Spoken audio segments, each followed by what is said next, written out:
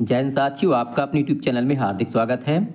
साथियों, आज हम प्रतियोगिता दर्पण हिंदी मासिक के माह नवंबर 2024 के सार संग्रह के प्रश्न और उनके उत्तर जानेंगे। ये जो सार संग्रह के प्रश्न हैं आगामी परीक्षाओं को लेकर अत्यंत ही इम्पोर्टेंट हैं और इनसे परीक्षा में सवाल सीधे पूछे जाते हैं। ये जो प्रश्न है UPSC, UPPSC, MPPSC, BPSC, SSC इत्यादि परीक्षाओं को लेकर अत्यंत ही इम्पोर्टेंट हैं और निश्चित रूप से सवाल इनसे परीक्षा में पूछे जाते हैं। तो आइए साथियों देखते हैं सार संग्रह के प्रश्न और इनके उत्तर। साथियों, ये प्रश्न है नवंबर माह के सार संग्रह के। इसका पहला भाग है भारतीय इतिहास एवं संस्कृति। इसका पहला प्रश्न है त्रिपिटक, महाकाव्य, अय्या सूत्र और अंग में जैन साहित्य को किस नाम से जाना जाता है? इसका उत्तर है अंग नाम से। प्रश्न है चरक, चाणक्य, आर्यभट्ट और ब्राह्मण में से किसने जो है शून्य सिद्धांत का प्रतिपादन किया था? तो इसका उत्तर है आर्यभट्ट ने। अगला प्रश्न है राष्ट्रीय ध्वज के धर्मचक्र में कितनी तीलियां होती हैं? इसका उत्तर है 24 तीलियां। प्रश्न है मिलिंद पन्हों के लेखक कौन हैं? इसका उत्तर है नागसेन, जो कि बौद्ध धर्म के एक दार्शनिक थे। प्रश्न है तिब्बत में बौद्ध धर्म का प्रचार करने वाले बौद्ध भिक्षु का क्या नाम था? तो इनका नाम था पद्म संभव। अगला प्रश्न है प्राचीन काल में किसके शासनकाल के समय गंधार कला अपने चरम पर पहुंची थी? इसका उत्तर है कुषाणों के शासनकाल में।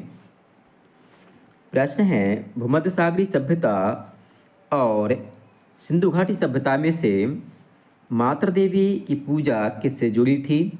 इसका उत्तर है सिंधु घाटी सभ्यता से। प्रश्न है नंदवंश का अंतिम शासक कौन था? इसका उत्तर है घनानंद। प्रश्न है सांची स्तूप का निर्माण किसने करवाया था? इसका उत्तर है सम्राट अशोक ने। अगला प्रश्न है सुविख्यात सूर्य मंदिर किस स्थान पर निर्मित है? इसका उत्तर है कोणार्क, उड़ीसा में। साथियों, प्रश्न आते हैं राष्ट्रीय स्वतंत्रता आंदोलन के। इसका पहला प्रश्न है 29 मार्च 1857 ईस्वी को 34वीं नेटिव इन्फेंट्री बैरकपुर के मंगल पांडे ने किन अंग्रेज मेजरों की हत्या की थी? इसका उत्तर है पहले थे मेजर सार्जेंट बाग, दूसरे थे मेजर सार्जेंट ह्यूरसन। अगला प्रश्न है 1857 ईस्वी के विद्रोह के समय ब्रिटेन का प्रधानमंत्री और भारत का गवर्नर जनरल कौन था? तो साथ ही जो ब्रिटेन के प्रधानमंत्री हैं ये थे विस्काउंट पामस्टर्न और भारत के जो गवर्नर जनरल हैं ये थे लॉर्ड कैनिंग। अगला प्रश्न है भारतीय राष्ट्रीय कांग्रेस का प्रथम अधिवेशन 28 दिसंबर 1885 को कहाँ हुआ था? तो इसका उत्तर है बम्बई स्थित गोकुलदास तेजपाल संस्कृत विद्यालय में। प्रश्न है राष्ट्रीय स्वतंत्रता आंदोलन में दादा भाई नौरोजी, सुरेंद्रनाथ बनर्जी, फिरोज शाह मेहता, गोविंद रानाडे, दीनसा बाचा और गोपाल कृष्ण गोखले तथा मदन मोहन मालवीय को क्या माना जाता था? तो इनको जो है उदारवादी नेता माना जाता था। अगला प्रश्न है भारतीय राष्ट्रीय कांग्रेस की अध्यक्षता करने वाले प्रथम मुस्लिम अध्यक्ष और प्रथम अंग्रेज अध्यक्ष कौन थे? तो साथियों, जो प्रथम मुस्लिम अध्यक्ष थे ये थे बदरुद्दीन तैयब जी। इन्होंने जो है 1887 ईस्वी में भारतीय राष्ट्रीय कांग्रेस की अध्यक्षता की थी। और जो प्रथम अंग्रेज अध्यक्ष थे इनका नाम है जॉर्ज यूले। इन्होंने जो है 1888 ईस्वी में भारतीय राष्ट्रीय कांग्रेस की अध्यक्षता की थी।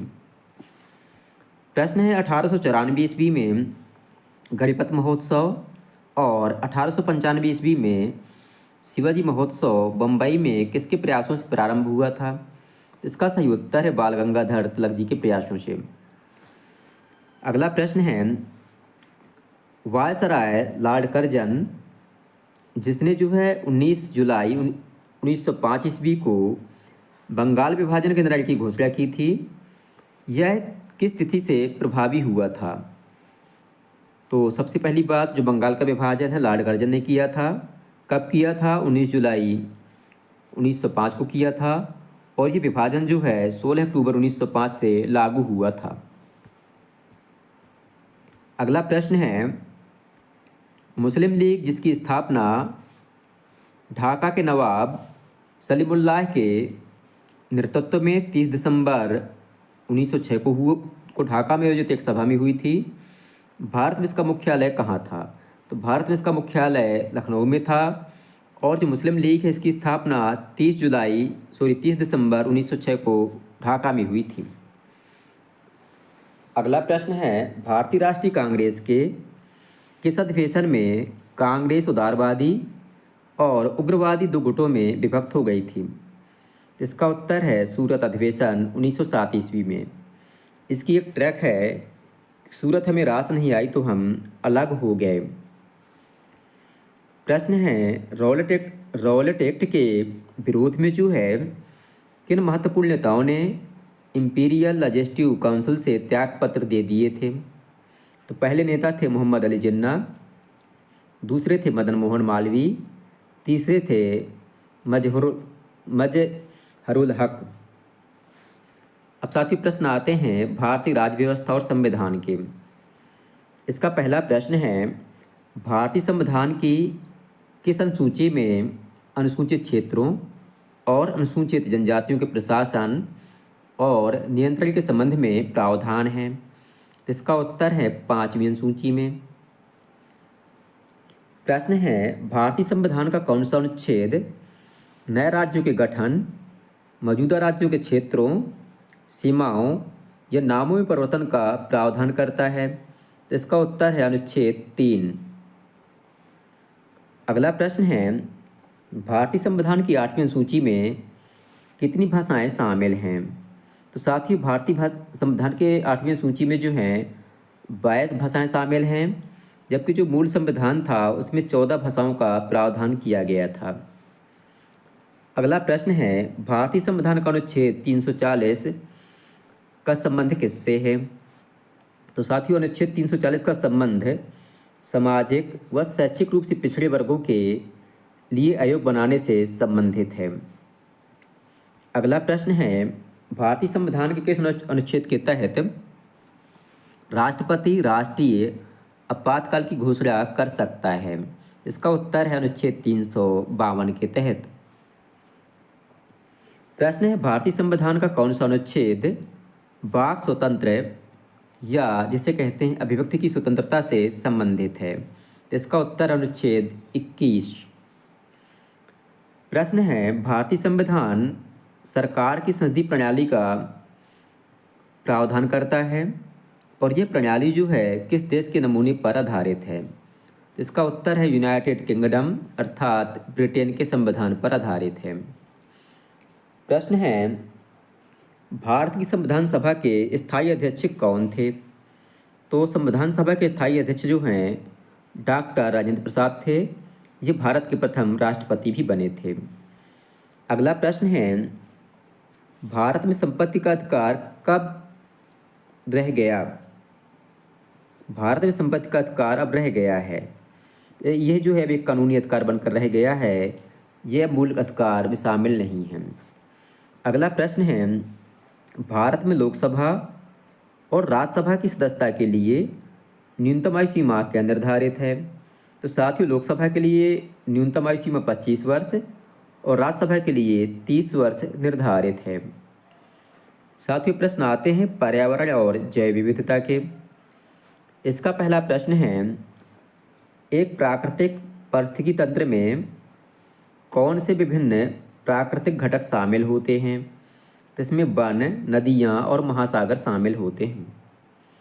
अगला प्रश्न है, पारिस्थितिकी तंत्रों को मोटे तौर पर किन दो मुख्य प्रकारों में वर्गीकृत किया जा सकता है? साथ ही इसको जो है दो भागों में बांटा जा सकता है। पहला भाग है स्थलीय, दूसरा भाग है जलीय पारिस्थितिकी तंत्र। अगला प्रश्न है जंगल, नदी, कृषि क्षेत्र और मूंगा चट्टान में से कौन सा मानव निर्मित पारिस्थितिकी तंत्र का एक उदाहरण है? तो साथ इसका सही उत्तर है कृषि क्षेत्र। अगला प्रश्न है एक पारिस्थितिकी तंत्र में ऐसे जीव जो प्रकाश संश्लेषण की प्रक्रिया द्वारा अपना भोजन स्वयं बना सकते हैं उन्हें कहते हैं उत्पादक, जैसे कि हरे पौधे। प्रश्न है यदि हम किसी पारिस्थितिक तंत्र से अपघटकों को पूरी तरह हटा दें तो इसकी कार्यप्रणाली पर प्रतिकूल प्रभाव पड़ेगा, क्योंकि खनिज संचलन अवरुद्ध हो जाएगा। अगला प्रश्न है किसी प्रजाति की आबादी की उसके निवास स्थान के भीतर जो बहुतायत होती है उसे क्या कहते हैं? तो उसे जो है आला घनत्व कहा जाता है। अगला प्रश्न है सिनेकोलॉजी किससे संबंधित है? तो ये जो है समुदाय की जो परिस्थिति होती है उससे संबंधित है। अगला प्रश्न है एक पर्यावरण तंत्र किसके संयोजन से बना होता है? तो साथ इसमें 3 घटक होते हैं। पहला होता भौतिक कारक, दूसरा जैविक कारक या जैविक घटक, और तीसरा होता है अजैविक कारक या अजैविक घटक। अगला प्रश्न है प्रतिष्ठित गोल्डन पांडा पुरस्कार किस क्षेत्र में दिया जाता है? इसका सही उत्तर है पर्यावरण संरक्षण के क्षेत्र में। प्रश्न है सल्फर डाइऑक्साइड प्रदूषण किसकी अत्यधिक वृद्धि से संकेतिक होता है? तो इसका सही उत्तर है लाइकेन। साथियों प्रश्न आते हैं भारत और विश्व के भूगोल के। इसका पहला प्रश्न है ब्रह्मपुत्र, गंगा, यमुना और नर्मदा में से किस नदी का उद्गम जो है भारत के बाहर हुआ है? जिसका सही उत्तर है ब्रह्मपुत्र नदी। अगला प्रश्न है चंबल नदी भारत के किन राज्यों से होकर बहती है? तो साथियों चंबल नदी भारत के 3 राज्यों से होकर बहती है। पहला राज्य है मध्य प्रदेश, दूसरा उत्तर प्रदेश और तीसरा है राजस्थान। अगला प्रश्न है जीवाश्म किस प्रकार के शैल या रॉक्स में पाई जाती हैं? तो यहाँ उत्तर दिया हुआ है आग्नेय चट्टानों में, जबकि ये उत्तर गलत है। आग्नेय चट्टानों में जीवाश्म नहीं पाए जाते हैं। इसका सही उत्तर है औसादी चट्टानों में। अगला प्रश्न है कौन सी पवन वर्ष में 2 बार अपनी दिशा परिवर्तित करती है?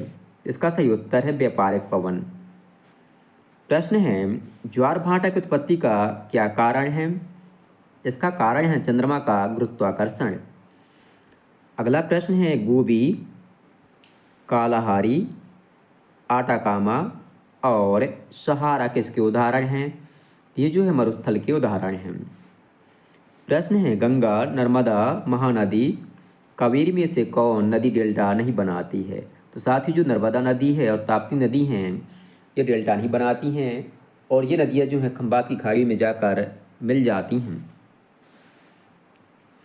अगला प्रश्न है भारत का कौन सा प्रदेश रबर का सबसे अधिक उत्पादन करता है? तो साथ इसका सही उत्तर है केरल प्रदेश, ये केरल राज्य। अगला प्रश्न है कांगो घाटी किस महाद्वीप में पाई जाती है? तो इसका उत्तर है अफ्रीका महाद्वीप में। प्रश्न है किस देश को उगती सूरज की भूमि के नाम से जाना जाता है? तो साथियों जापान देश को उगती सूरज की भूमि के नाम से जाना जाता है। साथियों प्रश्न आते हैं भारतीय अर्थव्यवस्था के। इसका पहला प्रश्न है भारत में मौद्रिक नीति निर्धारण का कार्य कौन सी संस्था करती है? साथ इसका सही उत्तर है आरबीआई अर्थात रिजर्व बैंक ऑफ इंडिया। अगला प्रश्न है सरकारी बॉन्ड बाजार, कॉल मनी बाजार, ट्रेजरी बिल बाजार और शेयर बाजार में से किसे पूंजी बाजार में शामिल किया जाता है? तो साथ ही पूंजी बाजार में जो है सरकारी बॉन्ड बाजार को और शेयर बाजार को शामिल किया जाता है। अगला प्रश्न है भारत में नाइजर की खेती को किस फसल के रूप में जाना जाता है? तो साथ ही ये जो है एक खरीफ की फसल है। अगला प्रश्न है पूंजी पलायन से मौजूदा बाह्य वाणिज्यिक उधार जिसे ईसीबी कहा जाता है वाली फर्मों की ब्याज लागत बढ़ जाती है। अगला प्रश्न है भारत में क्रेडिट रेटिंग एजेंसियों को किसके द्वारा विनियमित किया जाता है? तो साथ ही से जो है भारतीय प्रतिभूति और विनिमय बोर्ड अर्थात सेबी द्वारा विनियमित किया जाता है। अगला प्रश्न है, कौन सी संस्था सार्वजनिक क्षेत्र के बैंकों को रणनीतियाँ विकसित करने और पूंजी जुटाने की योजना बनाने में मदद करता है? तो इसका नाम है बैंक बोर्ड ब्यूरो अर्थात बीबीबी। अगला प्रश्न है, भारत में मुद्रास्फीति को नियंत्रित करने भारत में मुद्रास्फीति को नियंत्रित करके मूल्य स्थिरता बनाए रखने के लिए कौन जिम्मेदार है? तो इसके लिए जो है भारतीय रिजर्व बैंक जिम्मेदार है। अगला प्रश्न है, नाम मात्र प्रभावी विनिमय दर में वृद्धि रुपए के मूल्य में दर्शाती है। नाम मात्र प्रभावी विनिमय दर में वृद्धि रुपए के मूल्य में दर्शाती है वृद्धि को। अगला प्रश्न है, किसी अर्थव्यवस्था में मुद्रा गुणक प्रायः किसके साथ बढ़ता है? तो ये जो है लोगों की बैंकिंग आदत में वृद्धि के साथ बढ़ता रहता है। अगला प्रश्न है, गोल्ड ट्रेंच या रिजर्व ट्रेंच से क्या तात्पर्य है? इसका उत्तर है IMF द्वारा अपने सदस्यों को दी गई ऋण प्रणाली से संबंधित है। अगला प्रश्न है, सामान्य विज्ञान एवं तकनीकी के जो ये का भाग है इसके प्रश्न है। अब इसका पहला प्रश्न है, रेफ्रिजरेटर में किस गैस का प्रयोग किया जाता है? तो जो रेफ्रिजरेटर या फ्रिज होते हैं इनमें जो है अमोनिया गैस का प्रयोग किया जाता है। अगला प्रश्न है, विटामिन बी की कमी से कौन सी बीमारी होती है? तो इसका उत्तर है बेरीबेरी। प्रश्न है, कौन सा रक्त वर्ग हर रक्त वर्ग वाले मनुष्य को दिया जा सकता है? तो इसका सही उत्तर है ORH नेगेटिव। अगला प्रश्न है, लाल रक्त कण या RBC शरीर के किस अंग में बनता है? तो ये जो है अस्थि मज्जा में बनता है। प्रश्न है, हमारे शरीर में पित्तरस या बाइल जो है कहाँ पैदा होता है? तो पित्तरस जो है यकृत में पैदा होता है। अगला प्रश्न है, ध्वनि मापक इकाई को क्या कहते हैं? इसे जो है डेसिबल कहा जाता है। अगला प्रश्न है, विटामिन सी की कमी से कौन सा रोग होता है? तो विटामिन सी की कमी से जो है स्कर्वी नामक रोग हो जाता है। अगला प्रश्न है, रेडियो एक्टिविटी की खोज का श्रेय किसे दिया जाता है? तो जो हेनरी बेकरल थे इनको जो है रेडियो एक्टिविटी की खोज का श्रेय दिया जाता है। अगला प्रश्न है, किसने सुझाव दिया था कि हर किसी का एक विशिष्ट रक्त समूह होता है? तो रक्त समूह की खोज जो है लैंड स्टीनर ने की थी। अगला प्रश्न है, परमाणु ऊर्जा के उत्पादन के लिए कौन सा तत्व आवश्यक है? ये जो है यूरेनियम तत्व आवश्यक है। साथ ही प्रश्न आते हैं बाल विकास और शिक्षा शास्त्र के। इसका पहला प्रश्न है, प्रतिस्पर्धात्मक अवरोध, प्रतीपकारी अवरोध और प्रतिबोधित अवरोध में से कौन सा भूलने का सिद्धांत है? इसका उत्तर है प्रतीपकारी अवरोध। अगला प्रश्न है, पहचान धारण, पुनर्स्मरण और अनुभूति में से कौन कारक स्मृति से संबंधित नहीं है? इसका उत्तर है अनुभूति। प्रश्न है, स्मृति सीखी हुई वस्तु का सीधा उपयोग है, ये कथन किसका है? ये कथन जो है वुडवर्थ का है। प्रश्न है, समस्त सूचनाओं का भंडार एकत्रित होता है, तो ये जो है स्मृति में एकत्रित होता है। प्रश्न है, एक बालक की किसी विषय विशेष में रुचि है तो उसकी धारणा शक्ति का स्वरूप क्या होगा? तो इसका जो स्वरूप होगा उच्च स्तरीय होगा। प्रश्न है, कौन सा नियम प्रत्यास्मरण के नियम से संबंधित है? तो इसका उत्तर है विचार साहचर्य का नियम। अगला प्रश्न है, आदतजन्य स्मृति एवं प्रतिभा संयुक्त स्मृति का संबंध किस मनोवैज्ञानिक से है? इसका अर्थ है, इसका संबंध है वर्गर्सन से।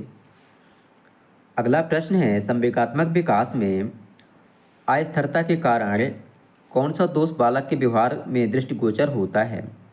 तो ये जो है विस्मृति और कुसमायोजन का व्यवहार में जो है दृष्टिगोचर होता है। प्रश्न है, अभिक्षमता परीक्षण एवं इसका मापन प्रत्यक्ष व अप्रत्यक्ष रूप से संबंधित है बच्चे के सर्वांगीण विकास से। अगला प्रश्न है, विज्ञान अभिक्षमता परीक्षण की रचना किस भारतीय मनोवैज्ञानिक के द्वारा की गई थी? तो इसका उत्तर है एस.एम. मोहसिन के द्वारा। साथियों, प्रश्न आते हैं संचार और संप्रेषण के। पहला प्रश्न है, कक्षा संचार के केंद्रीय बिंदु को विचारों के गतिशील पैटर्न की शुरुआत के रूप में उपयोग करना कहा जाता है। तो इसको जो है माइंड मैपिंग कहा जाता है। प्रश्न है, अधिकतर शिक्षक संचार होता है तो ये कैसा होता है? उपयुक्तावादी होता है। प्रश्न है, प्रभावी संचार में बाधाएं क्या हैं? तो नैतिकता, आलोचना और संतावना की टिप्पणियां, ये सब बाधाएं हैं। प्रश्न है, संचार साझेदारों का चयन किन कारकों से प्रभावित होता है? तो निकटता, उपयुक्तता और अकेलापन से प्रभावित होता है। प्रश्न है, प्रभुत्व, निष्क्रियता और समझ में से प्रभावी संचार में शामिल होता है? जिसका सही उत्तर है समझ। अगला प्रश्न है, कक्षा संचार का आधार क्या है? तो इसका आधार है सामाजिक पहचान। प्रश्न है, शिक्षक और छात्रों के बीच बातचीत में से एक समीपस्थ क्षेत्र का निर्माण होता है, उसे विकास कहते हैं। अगला प्रश्न है, संप्रेषण का मूल उद्देश्य क्या है? तो व्यक्तियों और समूह के बीच अर्थों को साझा करना, अर्थात अपनी बात पहुंचाना। प्रश्न है, कौन सा संचार कार्यस्थल में कर्मचारियों के विचारों और चिंताओं को साझा करने की अनुमति देता है? इसका उत्तर है कार्यस्थल में खुला संचार। प्रश्न है, जीपीआरएस संचार एक कैसा माध्यम है? तो ये जो है तार रहित एक संचार है। साथियों, प्रश्न आते हैं खेलकूद के। इसका पहला प्रश्न है, जो थॉमस कप है, जीतने वाला पहला यूरोपीय देश कौन सा था? तो डेनमार्क था। अगला प्रश्न है, किस टीम ने पहला फीफा महिला विश्व कप जीता? तो इसका सही उत्तर संयुक्त राज्य अमेरिका ने। अगला प्रश्न है, हाल ही में संन्यास की घोषणा करने वाले दिनेश कार्तिक का संबंध किस खेल से है? तो ये जो भारतीय क्रिकेटर हैं। अगला प्रश्न है, हाल ही में एलोरा कप 2024 में स्वर्ण पदक जीतने वाली निखिल जरीन किस खेल से संबंधित हैं? तो इनका संबंध जो है मुक्केबाजी से है। अगला प्रश्न है, राइडर कप किस खेल से जुड़ा है? तो ये जो है गोल्फ खेल से जुड़ा है। अगला है, यूएसए अर्थात अमेरिका का राष्ट्रीय खेल क्या है? तो ये जो है बास्केटबॉल है। अगला प्रश्न है, डुरंड खेल या डुरंड कप जो है किस खेल से जुड़ा है?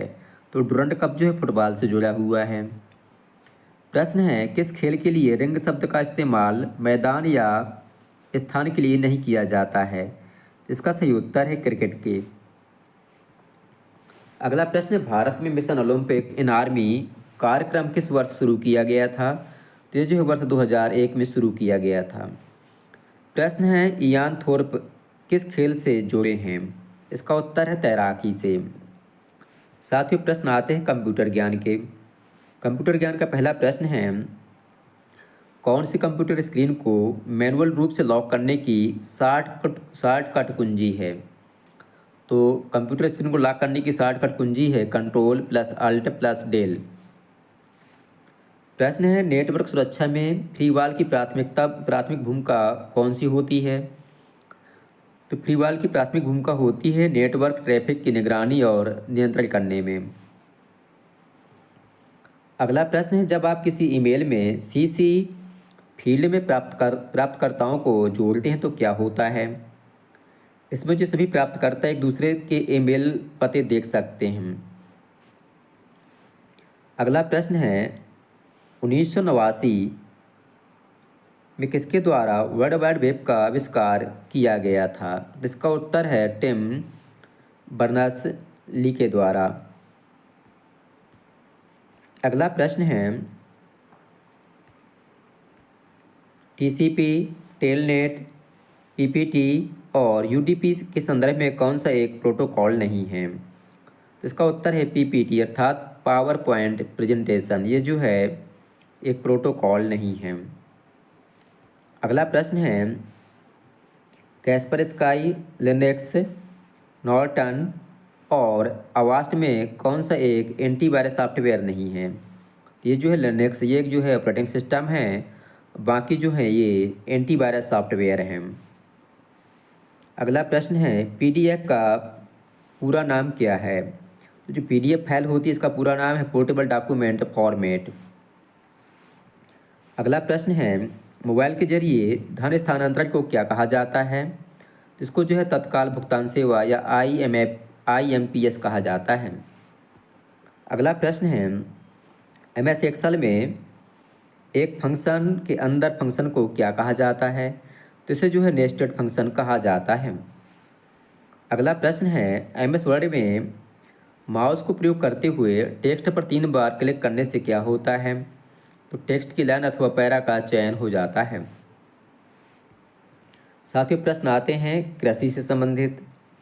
तो पहला प्रश्न है ग्रे क्रांति किससे संबंधित है? तो जो ग्रे क्रांति है इसका संबंध उर्वरक उत्पादन से है। प्रश्न है कौन सी बीजों से आधार बीज बनते हैं? तो साथ ही जो प्रजनक बीज होते हैं इनसे आधार बीज बनते हैं। प्रश्न है कौन सा आम रोग एक काले धब्बे से शुरू होता है जो एकत्रित होकर हमारे फल को ढक लेता है?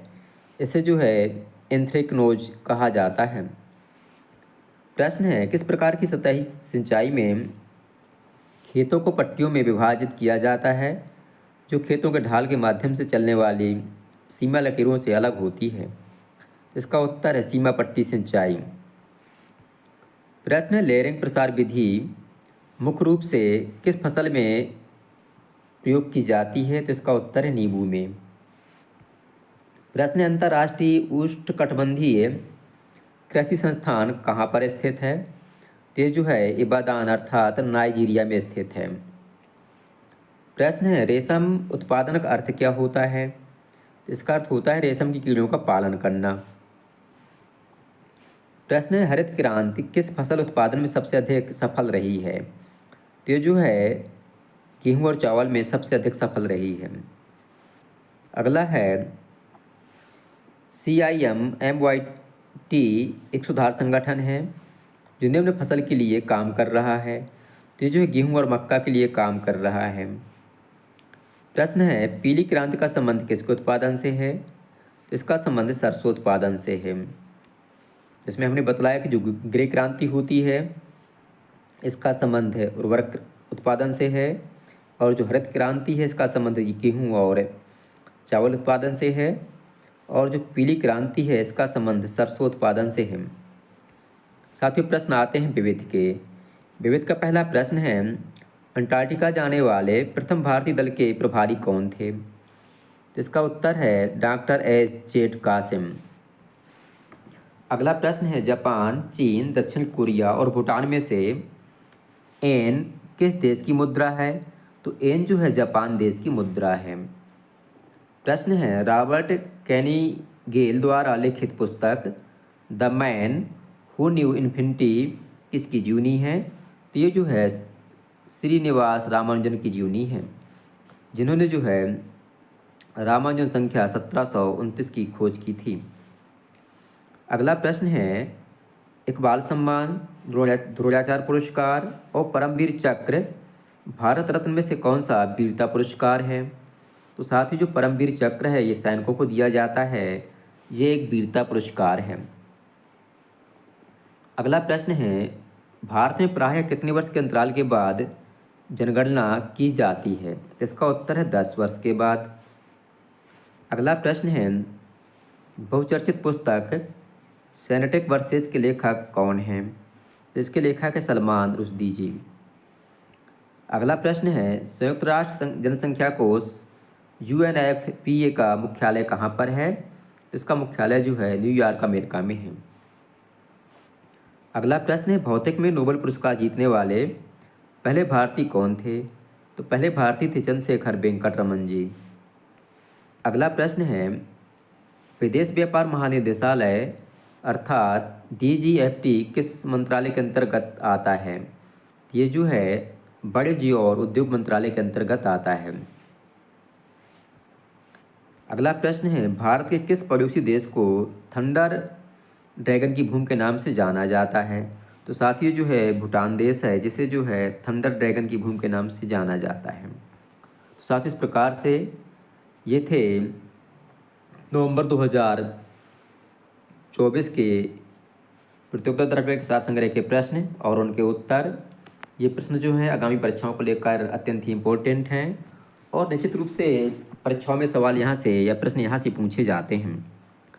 आपको वीडियो पसंद आए तो वीडियो को लाइक करें, अपने दोस्तों के साथ शेयर करें और हमारे चैनल को सब्सक्राइब करना बिल्कुल भी ना भूलें ताकि आगे आने वाले वीडियो आपको समय से प्राप्त हो सके।